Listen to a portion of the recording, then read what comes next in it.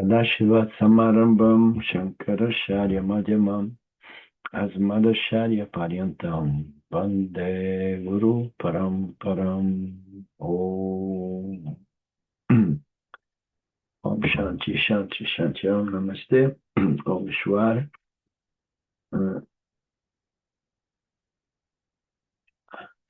Mark, we should begin from verse 32 or what?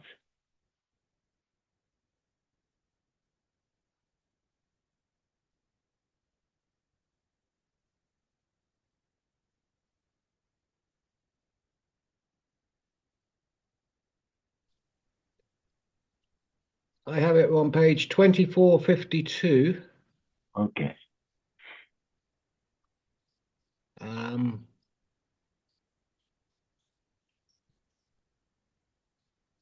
Yeah, I'm not sure exactly where.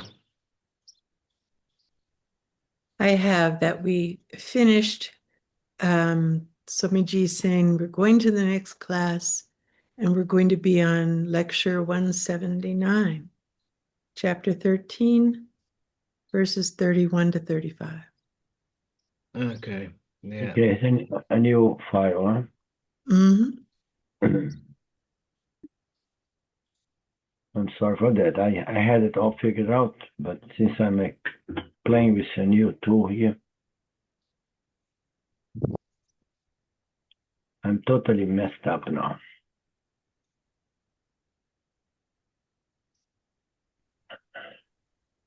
I'm very confused this morning.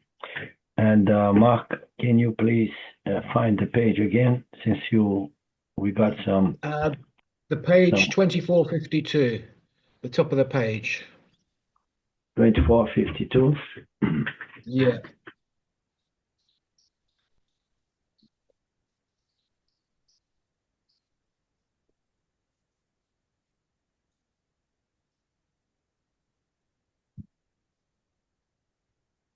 But 2452 does not seem to be the beginning of a new file here. Maybe it is on this. Here it is. 2452, yeah. Like Lynn says, it says chapter 179, chapter 13, verses 31 to 35. Okay.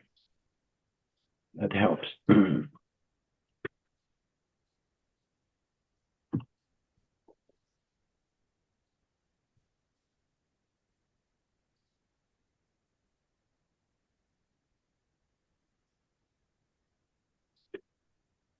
Did I say 2432 or 2452? Sorry, it's 2452. No, it's all good, Mark. Thank you.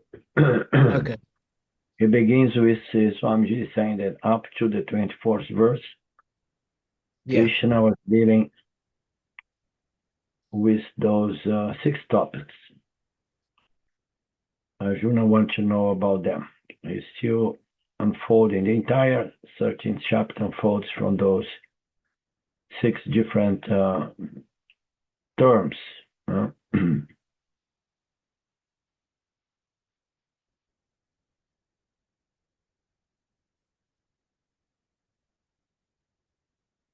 Then he winds up in this discourse by talking about Yana Sadhanani, and the Palan, Yana Palan, rather than Kama Palan. We have seen it in the previous verse when we saw some features of the Kama Yoga.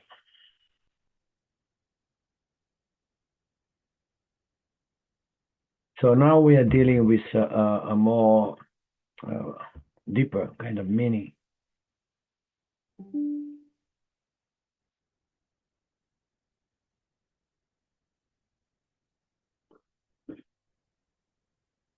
He's thinking about the first feature, the first benefit, the first palan is the vision of oneness or non-dual vision, the sense organs are still there, seeing different namarupas.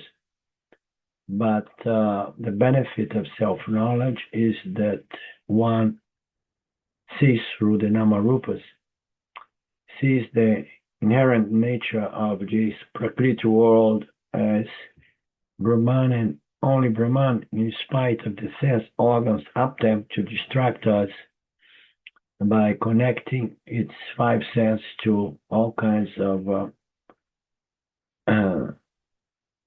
attributes of Prakriti.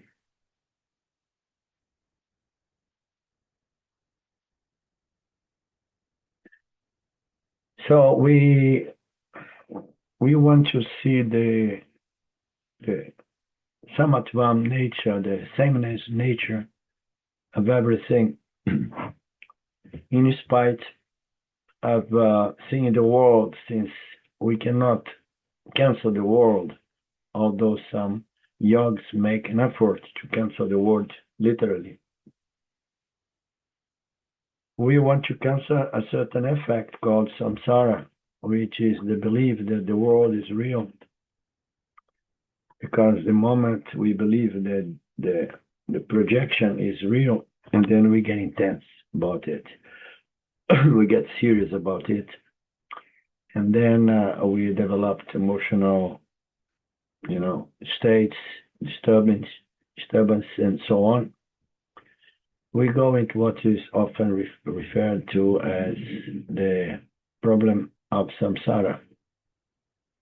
Therefore, the benefit number one is the development of the samadvarshanam, the vision of reality as one substratum, the one background, which is consciousness.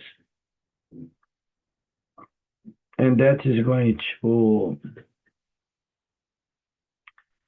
going to minimize the effects of one's ragadvesha. So the ragadvesha are not as strong once we have this vision somewhat developed. It's not that ragadvesha is going to completely disappear. But as he says here, ragadvesha gets weakened because of this vision. It's important to understand.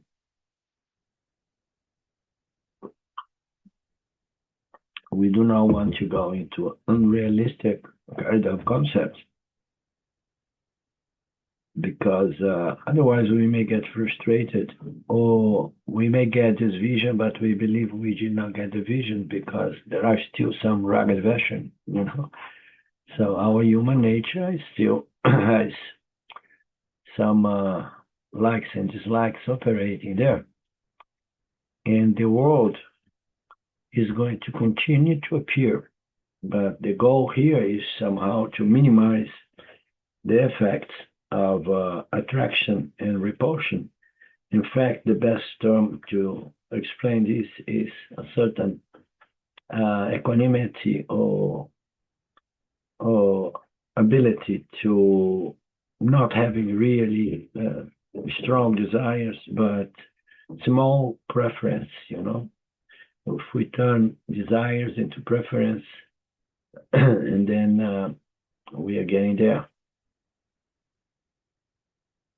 It means ragadvesha has become weakened.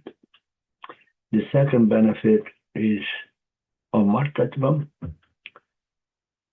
The person sees plurality. We see the limitation of time and space, diversity, multitude of objects. And then wherever there are objects, when we see the Prakriti world, we're going to experience time and space and mortality. Birth and death are inevitable.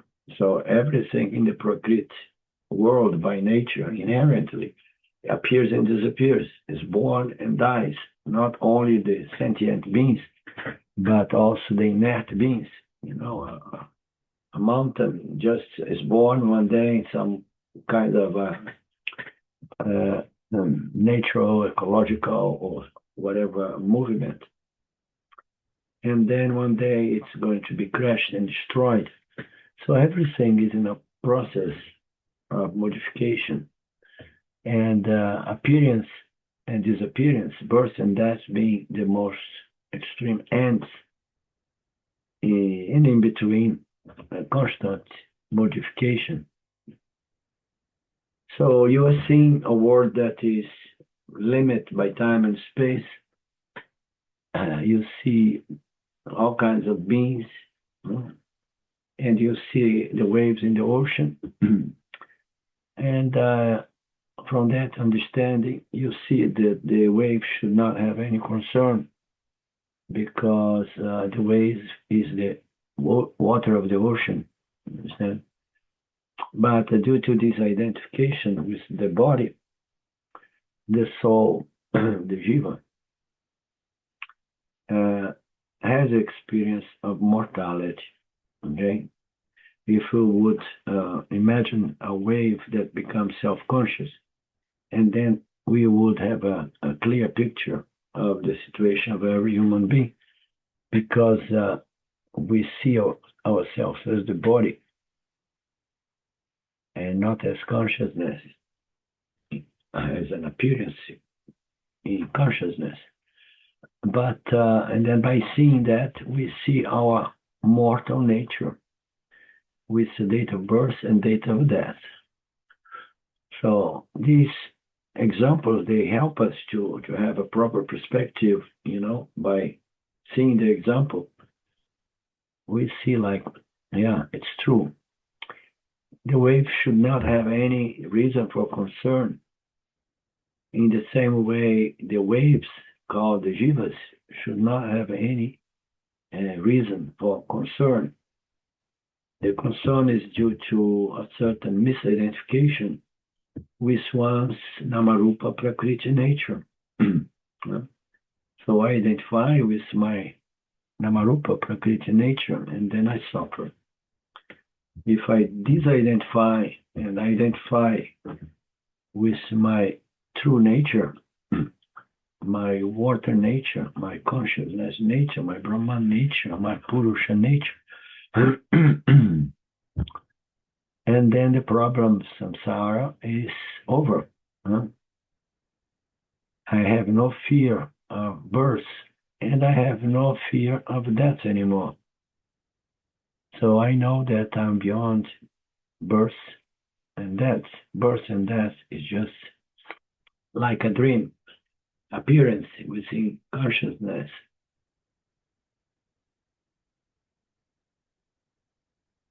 This is the second benefit of self-knowledge, is a sense of freedom from the limitations of time, especially, time and space, time, which brings about mortality.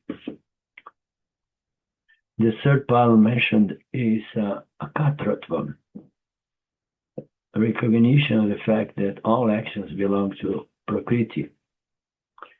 So the gunas are going to do all the actions.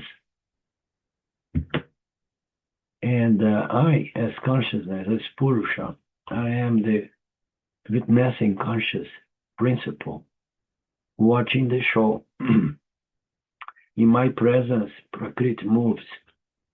Prakriti creates these dynamic projections, in which appears a jiva. Many jivas. One of these jivas I'm identified with, and then actions are taking place, and then, okay, there are many jivas here, but this is my jiva, and these are my actions.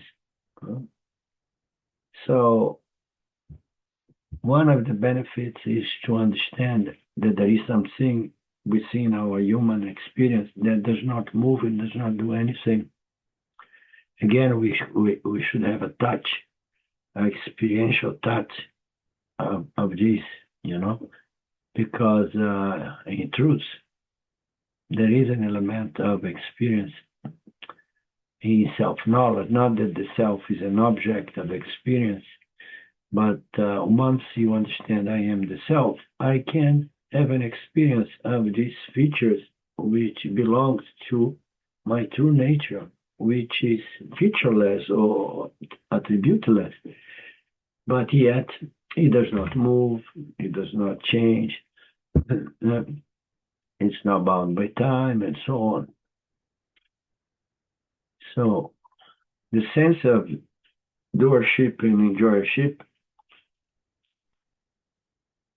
is something that should diminish as we progress in the assimilation of self-knowledge.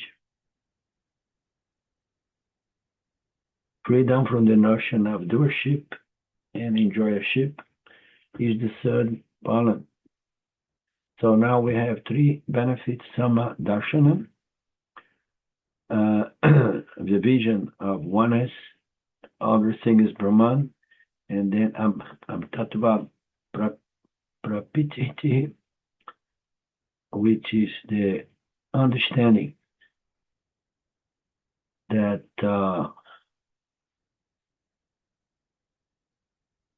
what was the second one? The immortal nature. My immortal nature. The third one that we have just seen is my akarta nature. I don't do anything. So I'm not bound by time. I'm not bound by actions. Actions appear within me, but they don't touch me. And I see that fundamentally everything is Brahman. Then the fourth palan, which I introduced in the last class, says Swamiji, is Brahmatva Prapti. I recognize I am Brahman, the originator of this universe, Jagata Karana. The Jagata Adhisthana. So I am the projector of this, and I'm the sustainer of this, the two principles. I don't only project it, but I sustain it. And I sustain it, and if I stop sustaining it, everything resolves within Brahman consciousness, the only reality. So to assimilate this idea, the scripture use the example of the dream state. When we're in the dream, we identify first with the dream body. And then I'm one creature. I'm not the creator of the dream, I'm the creature. And I have an experience within dream time and dream space.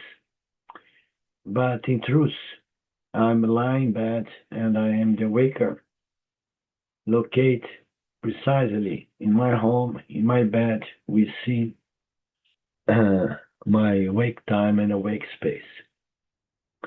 But unfortunately, I feel like I'm located in a different kind of time space, which is the dream time space, using a different body, which is the dream body. And then we see this projection. I see a variety of things and beings. And they are likewise in the awakened states. They are capable of disturbing me due to my ragged version. So I have ragged version during the awakened state. When I go to my dream state, unfortunately, we go there. In fact, it's our ragged version that projects the dream state. So I'm under the spell of ragged version also in the dream state. So I see a variety of objects. These objects are going to produce attraction and repulsion, which means to say I'm under the spell of delusion, Maya, ragged version. Therefore, when I'm in dream, I feel that I'm located within the dream world, I'm a small creature being affected by the thing. But fortunately, the moment I wake up from that dream, I discover that I'm not a member of the dream world. I'm not really participating. The whole dream world, including the dream time and dream space and so on, was just a superimposition upon me or a reflection upon me from my mind. So from that standpoint, we could say, I'm not in the dream, but I'm reflecting the dream, meaning to say I'm the creator of the dream. I'm not a creature within the dream, but I'm a creator if I take myself to be my mind.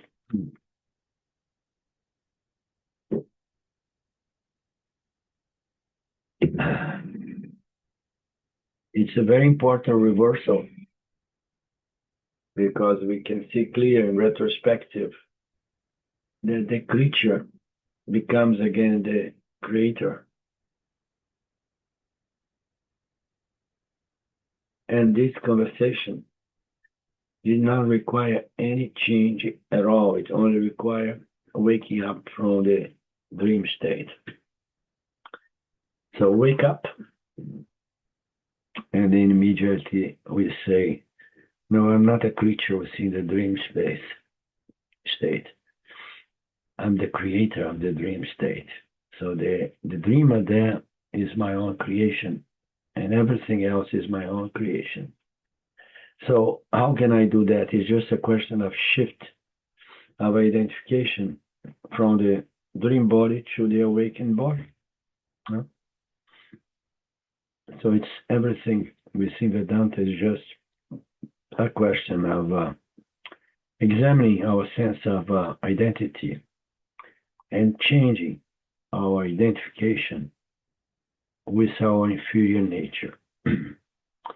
So if we put it in a scale, the most inferior is the dreamer, and then we awake, and then we say, so my higher nature here is the awaker. Vedanta says that, but that's not all. There is another reversal, which is to understand that the dream, the awaker nature, is not your real higher nature.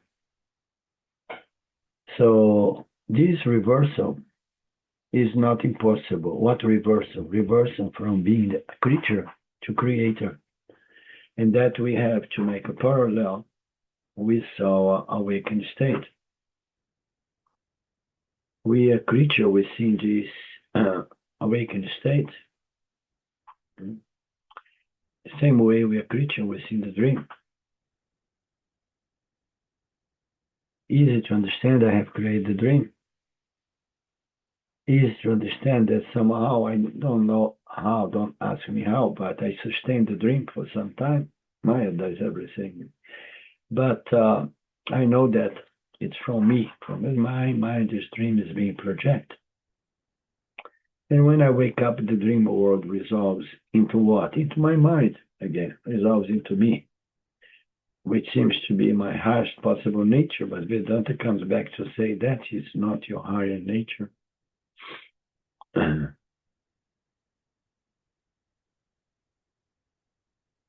Not only the dream world, even the dream time and the dream space are swallowed. I love this word, it's swallowed when I just wake up to my higher nature as the waker.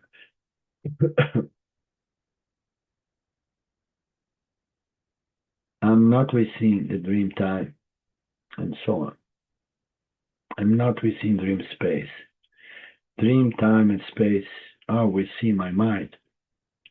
I'm not a product within this dream world. The dream world is a product out of my mind. But it's okay, we will embrace, we will accept this and say, oh, how wonderful when it's dealing with the dream, I accept that the dream is a dream. And that's good. Vedanta is going to explain, but you accept even only in retrospective when you look at the dream from the standpoint of the awaker. When you're in the dream, you are lost. Okay? So that points to what Vedanta presents us, which is there is a second kind of awakening, which allows us in retrospective to look into our awake day-to-day experience of life and understand that that is well including our own jiva and all the experience of being a jiva in the awakened state is just a projection as well, projection of the mind. Vedanta says this universe is also another channel of a different dream. Just as I convert myself from dream creature to the dream creator, I can convert myself from being the awakening world creature to the awakening world creator. This conversion is accomplished by disidentification with the physical body. Disidentification from the dream body made me the awaker, number one. Disidentification from my physical body will make me awaker, the Turiya, the higher awaker. And as a higher awaker, what is my status? What I can say about myself? I am not the mind that projects the dream world through the Nidra Shakti of Maya. And I'm not the mind that creates this universe due to the Maya Shakti. I'm the consciousness principle from whom this world and all different kind of worlds, all different kind of time and space appear and disappear. Just as the I, with the aid of Maya Shakti or Nidra Shakti, creates the dream body and the dream world so that I could transact in the dream world. I could drink water and so on. But in analogy with the ocean, no, not the ocean, original waker, which is called the consciousness principle, and therefore I create this world along with time and space. I sustain this world with time and space, and ultimately I resolve this world into what? Myself. This is revealed in the well-known Kaivalya Upanishad mantra. Did you? It's in me alone, everything is born. On me alone, everything is established. Into me alone, everything dissolves. I am that non-dual Brahman. Yeah. So that is the situation. We need to get to understanding that we, as this supreme being called Brahman, I'm the one from where this world, appears and disappears. So I'm the originator, so to speak. I'm the sustainer, and I'm the one resolving everything back into myself. So when we say again and again that I am the dreamer and I'm a waker, I know the dream work is my projection, and then now I say now, from my nature as Turiya, the higher waker, I can say that I project and I sustain this world, and I resolve everything back within me. It's very important for us to understand that none of these attributes of the jiva can go with this I who claims I'm the one creating, sustaining, and resolving everything back into myself. Because the jiva has a tendency to appropriate things belong to Maya and to Shwara into itself. Now, I like to present this as fundamentally we must claim this, but with the understanding that we don't know shit. We don't know how to do anything. You know, we don't know how to sustain this universe. We don't know. But how so? As a jiva, we don't have any knowledge, and it's so easy to claim I am Brahman and the creator and this and that, transferring some of the attributes of the jiva when we do this claim. Before I like to make this remark, because we need to come to understand that everything is born out of me, a result back to me, and sustained by me. Okay? But this me is the higher self, and only my Ishvara know how to do this magic show, project, sustain, and resolve everything back. The fundamental truth is that there is only Brahman, and everything is born out of Brahman, born, so to speak, and it's resolved back after being sustained for a period of time. We see Brahman, and then we have a right perspective, a more safe perspective.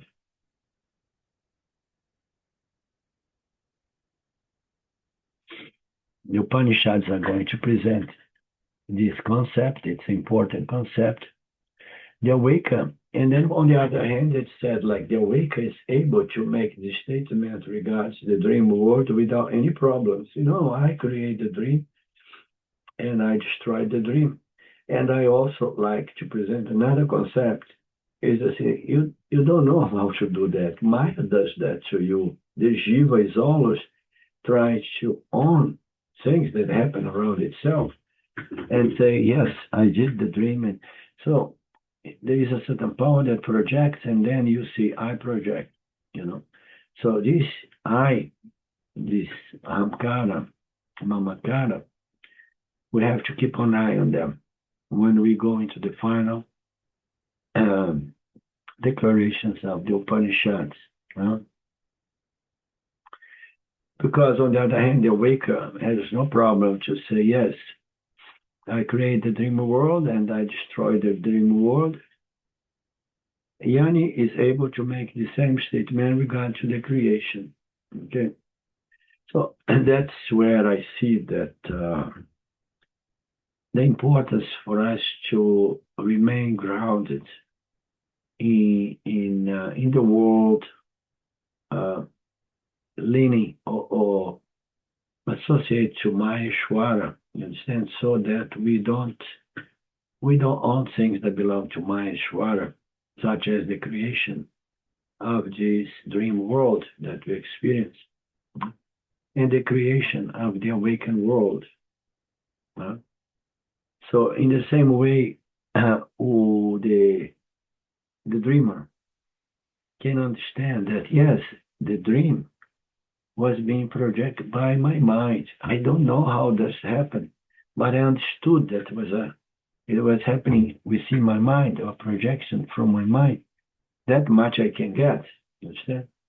So, and then we have to see, okay, your mind is projecting the dream world, but how so? Oh, it seems to be a projection from my vasanas.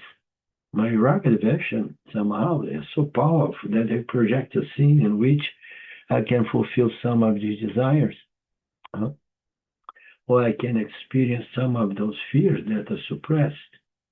So there is a certain power that can do certain projections, and this project seems to serve some purpose here and there, you know. So we have this Maya Shakti power, Nidra, that does that for us. And that is enough for us to understand, yes, I'm not really the dreamer, okay? I'm just the mind here, and the mind, with the help of Nidra Shakti, projects that. When I looked into this projection, I can see that has a lot to do with my ragged versions, okay? And then I say, okay, I don't know how to do that, but I'm sure it serves a certain purpose.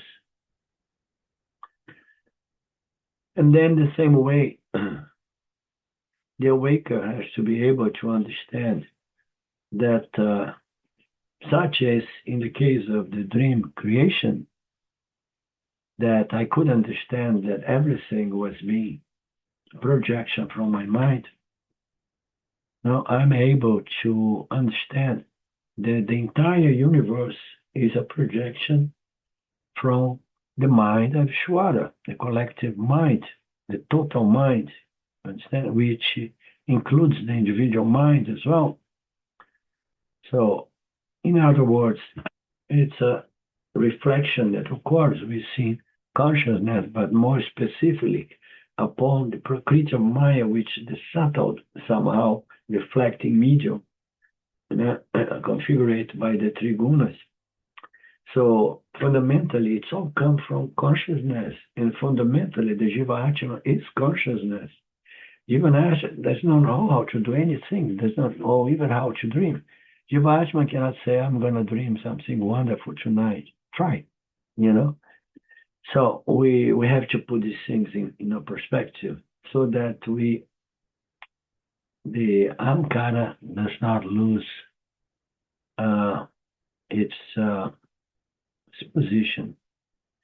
So now the Ahamkara, now understood its higher nature, is able to make the statement saying like this creation is just a reflection that occurs within consciousness, which is my true nature. Okay? Within consciousness, which is my true nature, this word comes into play. We don't know exactly how Maya does that, but I understood that I am that consciousness. Everything is born out of that consciousness, and I am that consciousness. Which me, and also I'm trying to warn everyone as well. Not the miserable I, Ahamkara, you understand? Who is always owning actions or,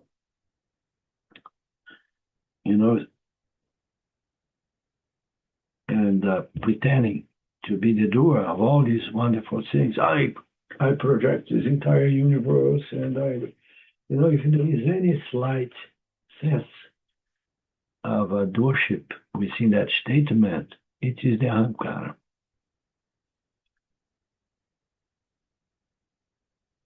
So who is doing this projection? Who is doing this creation? Who can say everything is born out of me and everything is resolved in me? It's not the miserable Ahamkara. This physical body-mind is a created thing. Here, the Upanishad is talking about the limitless pure consciousness.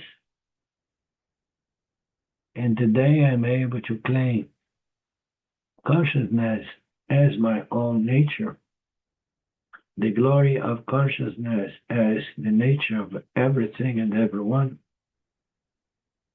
To claiming my glory has to be observed very carefully as well, because every time we use mine, we are taking a little risk here, Ahamkara, Mamakara.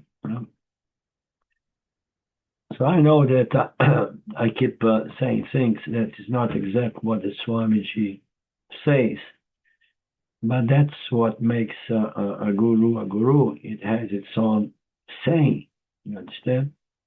We see certain contexts, we see certain cultures. What glory? I'm not a carrion. I'm not an effect. I'm not a byproduct. I am karma. I'm the cause. I'm not a creature. I'm the creator. Krishna says then, and then alone, you can claim Aham Brahmasmi only after you understood the Aham Brahmasmi. The glory of the self is limitless conscious existence, which is the nature of everything, and from that the entire universe emerges, stays, is sustained, and it's dissolved or destroyed back into the Prakriti of Maya again and again.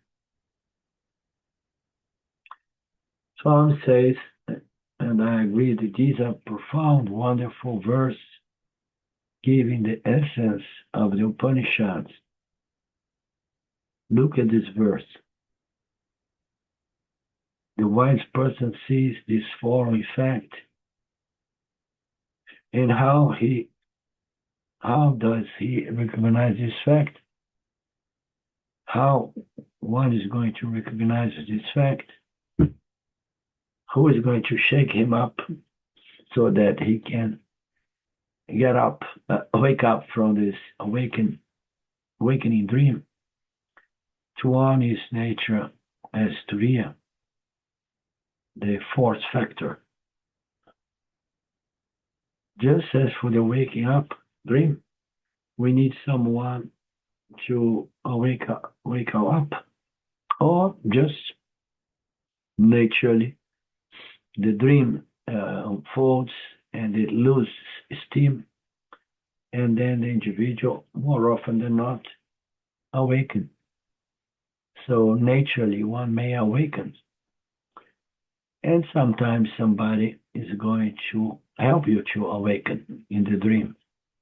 So likewise, we have the scriptures and the Guru to help us to awaken from this other dream.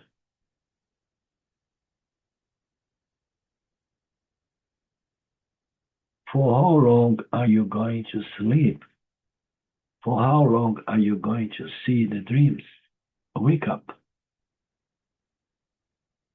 Discovers means what? Discover this fact in keeping with the teaching of the Upanishads, supported by the teaching of a guru and the scriptures. This wise person woke up and was able to see a fact which is not available otherwise without the scriptures. Of course, there are some people who have used the scriptures in previous births and sometimes wake up naturally at early age.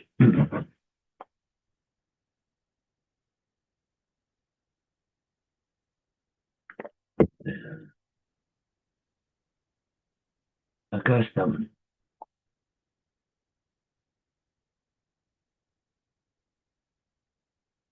What fact? Bhuta means what? The manifold things and beings. Bhava means existence.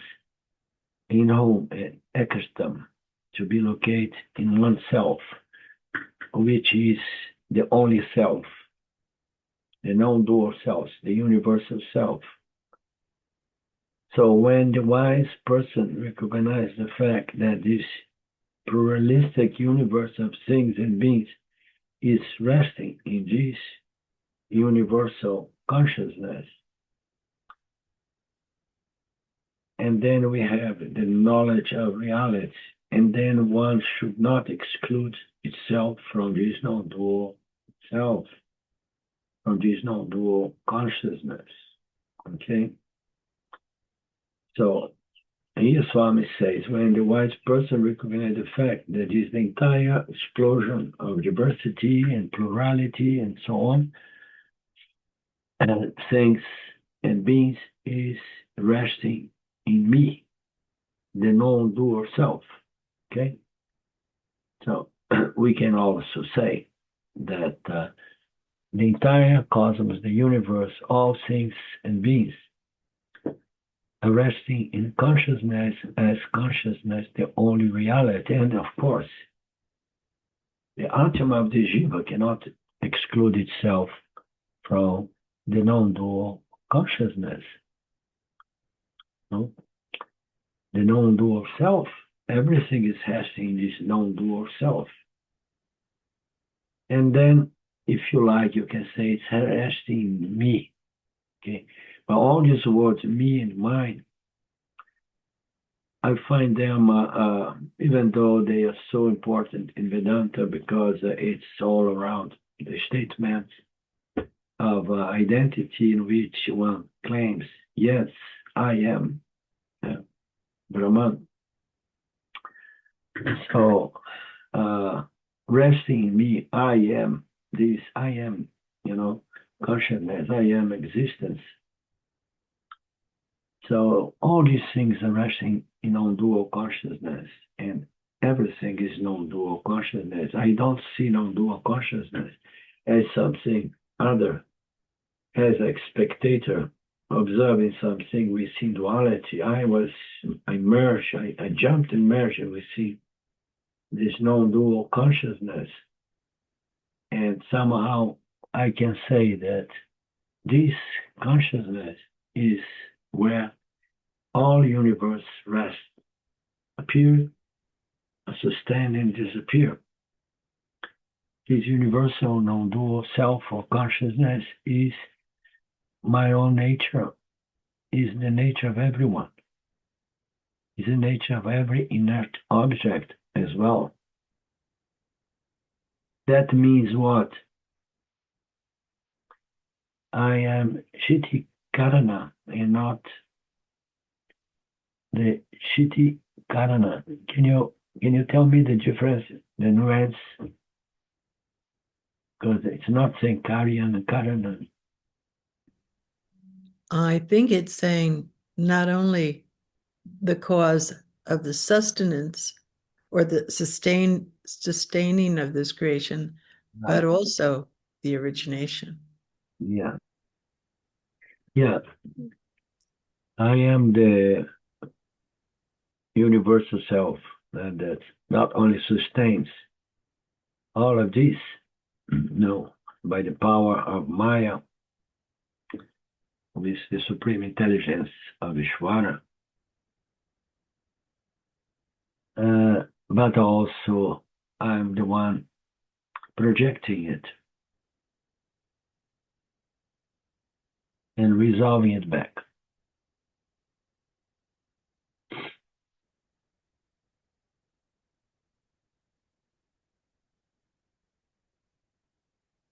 It's oneself. The rest, the world, the universe, rests upon this self, from where the world emerged unsustained, exactly like in the dream state. Everything emerged from my mind, my vasanas. The tragedy is what? The dream comes, and the dream comes out of me, and the very same dream which I created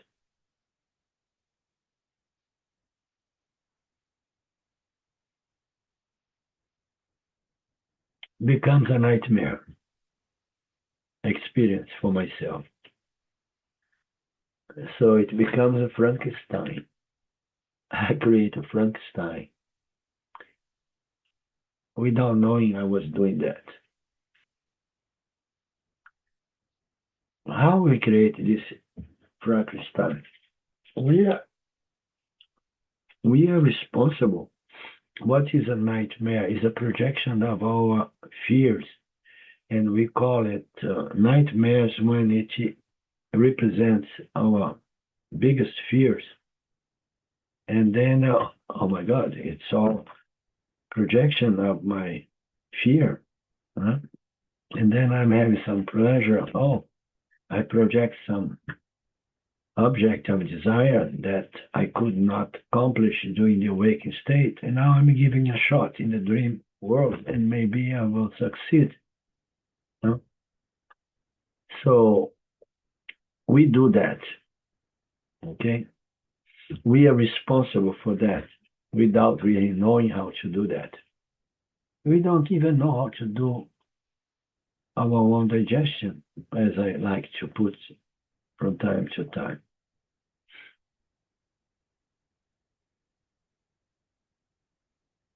So the sense of doership is the problem. Okay? Because if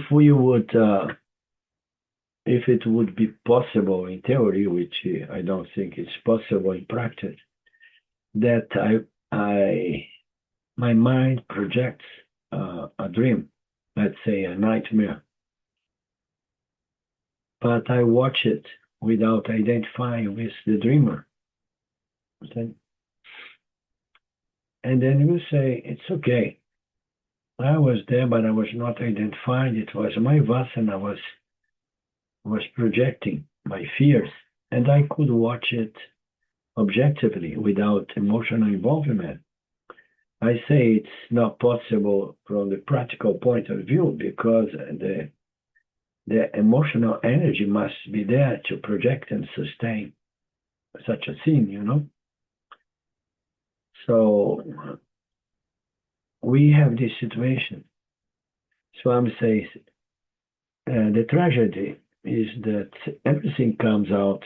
We are responsible for these projections, and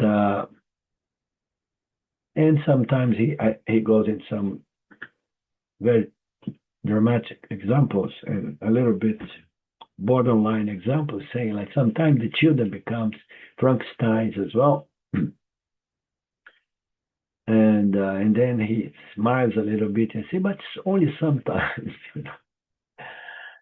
So with the best possible intentions, we do these things. We own ownership of all of this, but it's all happening organically and spontaneously. Maheshwara, how to know these things. And long, many decades ago, I got in contact with an article saying that the dreams 30 years ago or more, 40, they were so important for us. Some scientific experiments were saying that when we dream, we are releasing so much stress, fear, aggravation, tension, that produce a huge release and refreshment. It refreshes the mind more than the deep sleep, you know. So things happen organically. And we should always remember if something is happening, even in the dream state, I say, so, you know, it's the mind. And Maheshwara knows how to play all of this. I trust the Lord, you know. And I'm just witnessing consciousness. It's difficult not to identify with the dreamer and the dream world, because the best shot we have is with our Viveka Shakti in the awakening state to develop this knowledge so that we do not identify as the awaker doing its things, you know. But for a matter of speak, you know, we create dreams and then we are threatened by the dreams. Maya is doing everything for us. We can look into that and say, oh, okay, good. Now I became more aware of this diversion.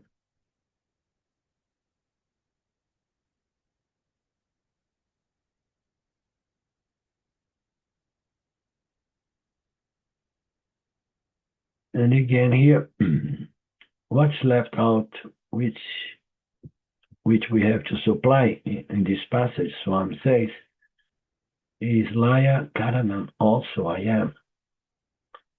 When I can make this statement, not merely verbally, but I can make this statement from my own inner heart, I can say it and mean it.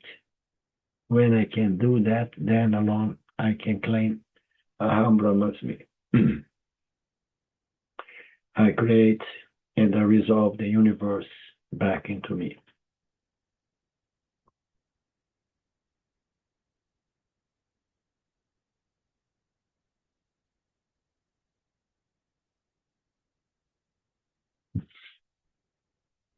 To me, there are some lines in our Upanishad text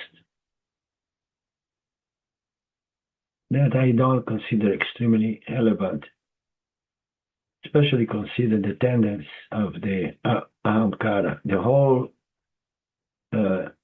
self-inquiry process is happening to the ahamkara, through the ahamkara. To say that I swallow everything and this and that, a big statement. So I'm saying here, only when I can say that, and then I understood Aham Brahma is me. But it's enough that you understand that Brahman is not but pure, limitless, conscious existence. My very nature, everyone's very nature. And the entire universe appears and disappears within this consciousness. And everything is this consciousness. Therefore, I'm not concerned about what appears and disappears, because I am of the nature of conscious existence, the only reality.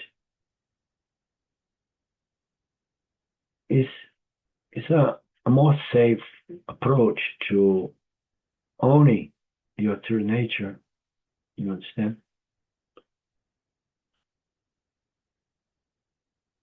Krishna says, Tata, then and then alone, Brahma Sampayate. Yani has become one with its higher nature, just as the dreamer on a waking up has become one with his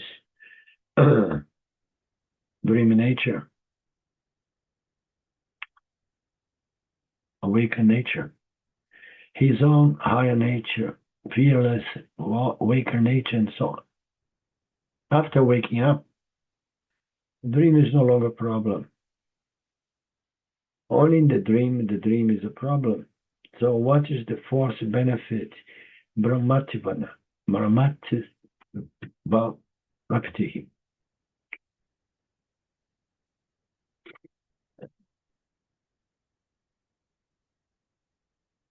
Okay, so the force benefit is I swallow everything back into me. I think that's what it means, right? Yes, attaining Brahmahood or something, attaining the identity with Brahman. That's the point. Attaining the identity with consciousness as consciousness. And then the dream world is going to appear. And then another thing, because the three states never stop for as long as we have a body. So the dream is going to happen, but the quality of the dreams tend to change. The awakened state world and the Ahamkara will still appear, but there will be a better quality to the Ahamkara experiencing the awakened world, and all because I have identified myself with the consciousness, which is the fourth element, the fourth principle, the fourth factor. That conscious principle witnessing the go round and round of the three states. So I am Turiya. I am of the nature of consciousness.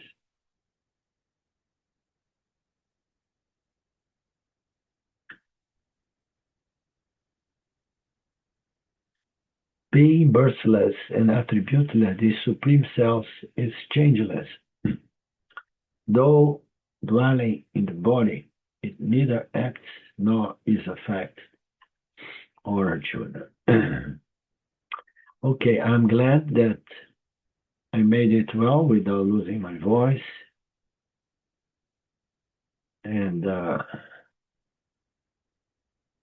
I do not want to ask you guys not to do this class today, but tomorrow, because especially Leon wakes up early to do this class. But I'm glad we did it in any case.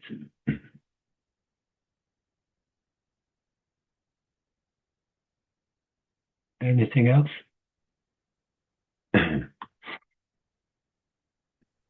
I love hearing about the Yanapalam. It makes me happy. And when you can see the little bits of it showing up in your life, Definitely, yeah. it's affirming, and it's lovely to hear. Wonderful.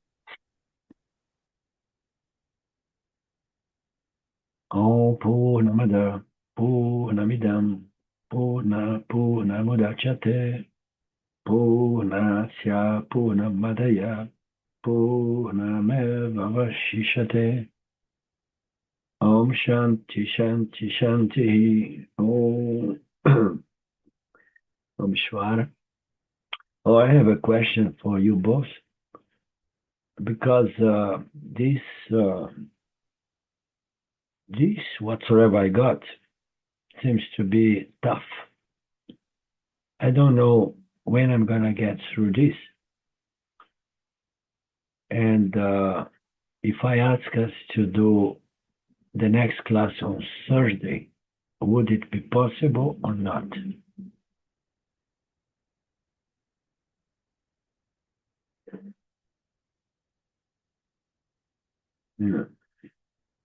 Yeah. Yeah, I think I can do that, Arlinda.